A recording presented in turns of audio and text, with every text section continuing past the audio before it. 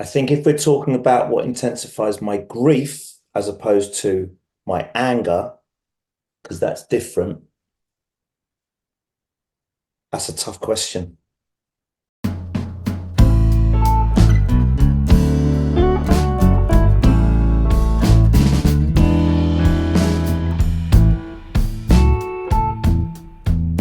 When I see parents mistreating their children, that's my biggest one. The memories. And what I mean by that is the inability to move on. And I'm struggling to find an answer, to be honest with you, because in a way, go with me on this one. One of my biggest triggers is hearing a motorcycle accident or, hearing on the news about a biker going down. Our son had a really rare arthritis that was fusing his spine together and causing a lot of pain in his hands and stuff. And Humira, of all things, was a medicine that he took. Certain songs that I listen to that may not be specifically about my son or specifically about grief, but the symbolism in them or the concept in them reminds me something very specific of my son. Driving. Hands down, number one trigger. Driving. In a way, I wouldn't say I'm over my grief. I'm not over my grief. If I would see a Humira ad, I would just be a puddle. I mean, how stupid is that, right?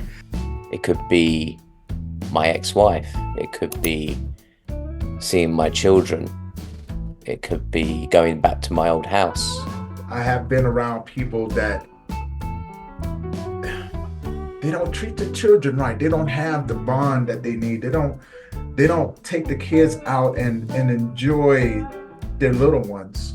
How my grief affects me is not half as severe as when it first happened. And bearing in mind that was 19 years ago.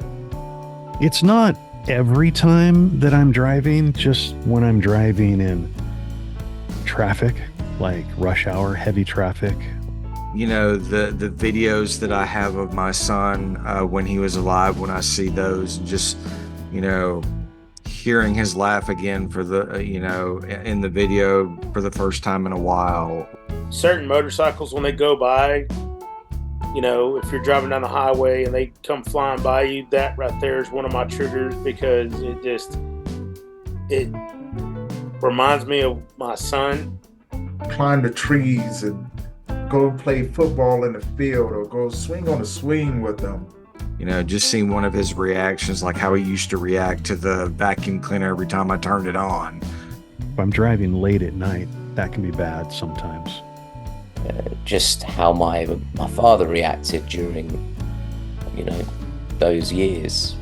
It'll bring back a memory of my son. Not all the time is it a bad memory or like that, but it brings me back to, hearing my son whenever he got his first motorcycle. Those still are triggers, maybe not as intense as they used to be.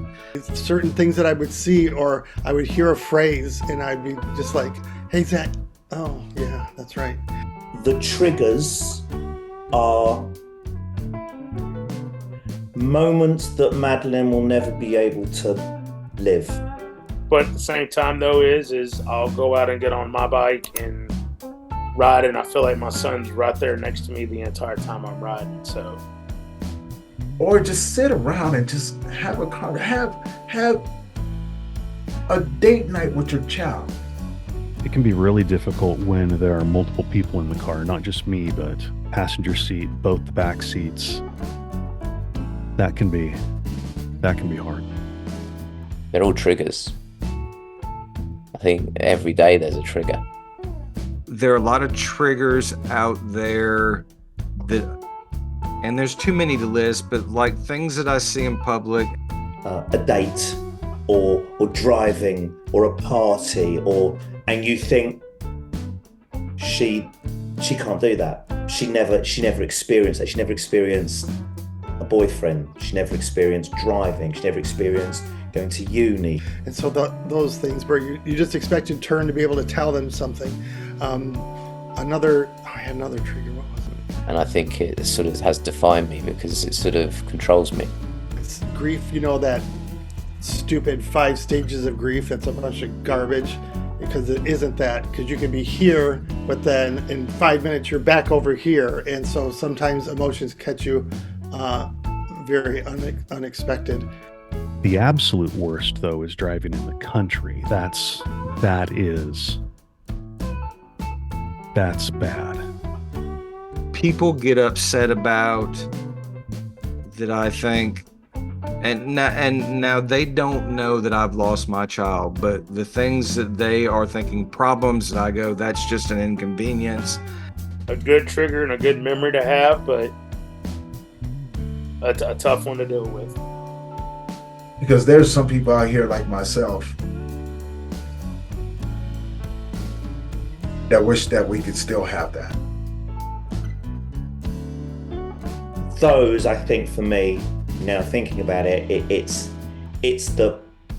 not so much my grief, it's what she won't be able to experience. Our family's very musical, and Zach introduced me to the Lumineers, and I think everybody knows a couple songs by them at least anyway. That can be a trigger, but it can also be kind of a comfort too, but it just depends on where that grief needle is. I don't like seeing people take it for granted. Because in the world that I live in, it can be taken away from you. Hearing somebody talk negative about motorcycle riders and stuff like that, and when a motorcycle rider loses their life, they always say, oh, it's the motorcycle, their fault, they were speeding, they're weaving in and out of traffic or whatever. And those kind of situations really trigger me, and those probably still do trigger me at this point. The accident that I was in with my boys happened out in the country on one of those roads where they cross, and this road doesn't have to stop. This one does. And those are bad, because those are everywhere. In the country, those are everywhere. Which is as close to my grief as I think possible. Those are the triggers. It's moments that she will never be able to live and experience, and I think that's what triggers my, not guilt, but my anything that's related to grief is something that she can't experience, and I feel sorry for her that she's not around to experience those things that I have experienced. And it's learning to flip that to the way Lee thinks, because he uses, in a way, what's in the future, and I look at what's in the past and think it's going to happen again. Although, like I said, I would never go up to that person saying thing. They have no idea. They don't know what's going on in my world. But internally, I'm just like, how can you be upset about that?